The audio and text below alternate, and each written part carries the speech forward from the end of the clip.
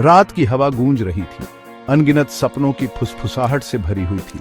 ये था बाजार, एक ऐसी जगह जहां अदृश्य दृश्य बन जाता था। अवचेतन के ताने बाने से बुने हुए सपने कीमती जवाहरातों की तरह खरीदे और बेचे जाते थे। व्यापारी रोमांच चाहने वालों को जबरदस्त बुरे सपने बेचते थे, बेचैन लोगों को मीठे सपने देते थे। बाजार मानवीय इच्छाओं का एक रंग बिरंगा मेला था, दिमाग की ताकत का प्रमाण। सपने अपने बर्तनों में चमक रहे थे, वे एक अंदरूनी रोशनी से धड़क रहे थे। कुछ खूबसूरत थे, रोशनी और हंसी से भरे हुए, कुछ अंधेरे थे, डर और निराशा से भरे हुए। हर एक में ले जाने, ठीक करने या सताने की ताकत थी। बाजार अचंभे और खतरे की जगह था, जहां हकीकत और कल्पना के बीच की रेखा धुंधली हो जाती थी। एक मंद रोशनी वाले कोने में भीड़ से छिपा हुआ कैलिक्स बैठा था।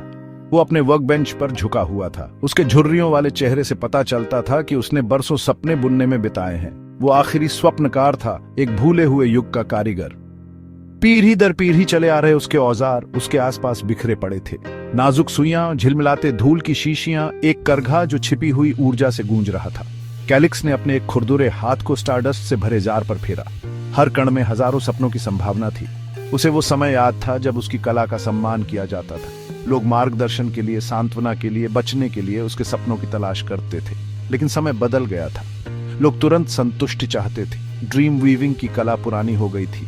अब सपने मैस प्रोड्यूस्ड थे, बेजान और जिंदगी विहीन। वे अपने पहले वाले रूपों की परछाई थे, एक हाथ से बने सपने की गहराई और बारीकी से रहित। कैलिक्स ने आह भरी, उसकी छाती से धूल का एक गुब्बार उठा। उसका दिल एक ऐसी दुनिया के लिए दुखी था जो अब उसकी कला को महत्व नहीं देती थी। उसे डर था कि उसकी कला उसके साथ ही मर जाएगी। कैलिक्स के वर्क बेंच पर एक परछाई पड़ी। एक युवती उसके सामने खड़ी थी। उसकी आंखें एक बेताब उम्मीद से भरी थी। अपने हाथ में उसने एक पत्थर पकड़ रखा था, जिसकी सतह ऐसे रंगों से घूम रही थी जो किसी सपने में नहीं देखे गए थे। यह एक ड्रीमर स्टोन था, अपार शक्ति का एक जरिया। ऐसा कहा जाता था कि यह उसमें बुने गए किसी भी सपने की क्षमता को बढ़ा देता है, उसे असली मूर्त बना देता है। तुम स्वप्नकार हो, उसने कहा। उसकी आवाज बमुश्किल एक फुसफुसाहट थी।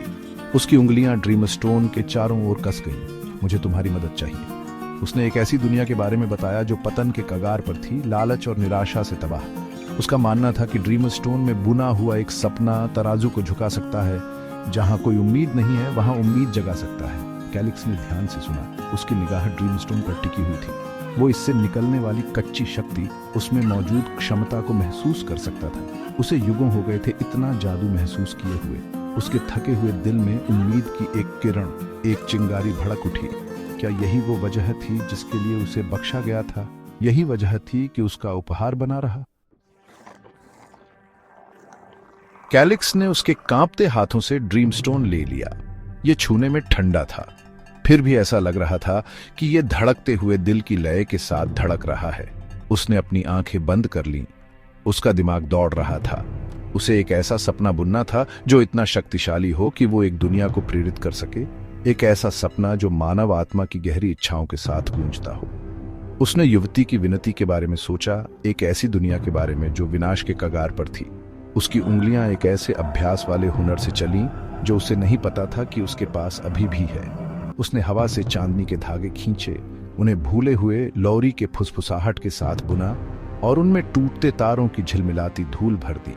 सपने ने आकार लिया, आशा और साहस, एकता और करुणा का एक ताना बाना। उसने अपना सारा हुनर, अपनी कला के लिए अपना सारा प्यार ड्रीम स्टोन में डाल दिया। जैसे जैसे वो बुनता गया, ड्रीम स्टोन तेजी से धड़कता गया, जब तक कि उसने वर्कशॉप को अपनी अलौकिक चमक से नहला नहीं दिया। हवा ऊर्जा से चटक रही थी। जब कैलिक्स ने आखिरकार काम पूरा किया तो उसने थकावट की एक लहर को अपने ऊपर महसूस किया, लेकिन साथ ही शांति की एक गहरी भावना भी। उसने अपना सब कुछ इस सपने में डाल दिया था, उम्मीद की स्थायी शक्ति का प्रमाण, एक उज्जवल भविष्य के लिए एक प्रकाश स्तंभ। उसने ड्रीम स्टोन युवती को वापस दे दिया। उसे एहसास